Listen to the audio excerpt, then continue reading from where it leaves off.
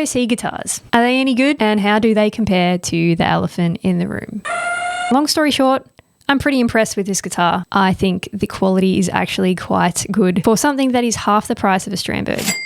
It definitely holds up. But firstly, I think I better mention the fact that I did kind of get a dud when I received my GOC. So I had a problem with the neck. I tried to adjust the truss rod. It would not move whatsoever. There's even a video on their website saying to give it a bit of extra force than you think you might need because they get stuck during shipment. Mate, I've tugged on that thing like you would not believe, and it did not budge. So I just took the neck off, gave it some kind of like leverage and twisted the truss rod at the same time. I eventually got it to move a little bit, but it didn't really do anything. I really couldn't set it up for there to not be any fret buzz. As well as when I took the neck off, I've actually discovered that there was a crack, which I didn't think was, something that should be on a new guitar. I messaged GOC. There was no like, oh, you broke it. What did you do? They just said, what's your address? We'll send you a new one. A couple of weeks later, I get the new neck. All right, so the neck for the 8-string came in a couple of weeks ago.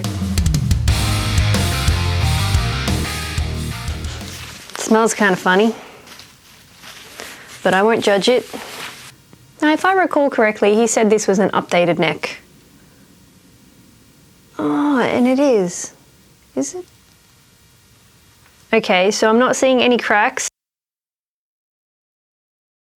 I can't wait for this to be on the 8-string. I haven't really been playing it as much, just knowing that I can't get it how I want it to feel. It still feels and plays really nicely, but I just want to, have a bit more control over the fret buzz and stuff. I get Maddie to install it and install some new pickups at the same time. Even though it sucks to have gotten a dud neck, they fixed it straight away, so I really can't ask for more, to be honest. So I'm going to take you through some things that I think GOC does a little bit better than Strandberg, which kills me to say because I'm a Strandberg fangirl. But yeah, I think they've just done these two things slightly better, which could also be negligible to you because they're only things that you do like once a year or something. So basically with a Strandberg, you have to completely detune your string to be able to adjust the string height. With a GOC, you don't have to do that. You can just adjust the string height. That being said, if you were going to raise the string height, then you might want to loosen it a bit, but you don't have to detune your guitar completely. Another thing is with the GOC guitar, you can take your strings off and on as you please. Again, it sounds dumb that that's something that I think they've done better, but with a Strandberg, say my Strandberg had that neck problem and I needed to take the neck off, I would not be able to get the same set of strings back through the guitar just because of the way it is. So with a Strandberg, you go through the tuning pegs and the ball grabs on through there, and then you obviously bring it through the locking nuts on the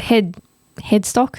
Most people cut the string off right at the end of that locking nut. I can't imagine getting your string back through there. I've never tried it, but I think it would be very difficult to do it. So again, mightn't be something that you give a about, but I also feel like it's probably not something that you appreciate until you actually have to do it. So I don't know. You mightn't care about that, but I kind of liked it. So that being said, I don't love the look of the bridge on the GOC. Like, it's not that bad, but I do obviously prefer this Strandberg. The paint job on the GOC does kind of look cheap, and I would say it is cheap, but you can actually kind of see that it's kind of cheap. I didn't like the look of the volume knob, so I've just changed that to some plain black ones, which brings me to this little comparison that I've put together of the stock pickups versus the modern Fishmans that I got put in it. But first, a string change. I didn't want the sound of new strings to cloud my judgment on the new pickups. And while doing so, that reminded me of a pretty big con that this guitar has. I'm going to be putting some of this Big Ben's nut saws. What a name. I'll just be putting some of that on these tuning ends because these are so stiff, man. I had to use a 5-cent coin with our dearly beloved Queen Elizabeth, RIP, because it's almost impossible to do it by hand for some strings. It's a bit of a pain in the... So hopefully putting a bit of this lube on them helps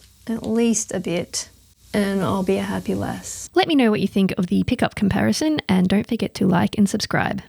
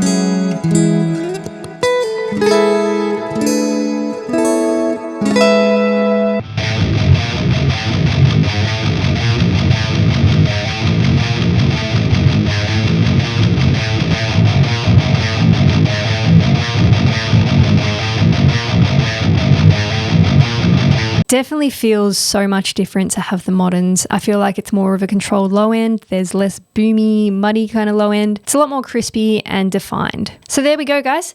If you were on the fence about GOC guitars, don't be, because they're fucking sick. I would definitely buy another one. So go check one out. All right, so thanks for watching. I'll see you guys in another video and take care. See ya.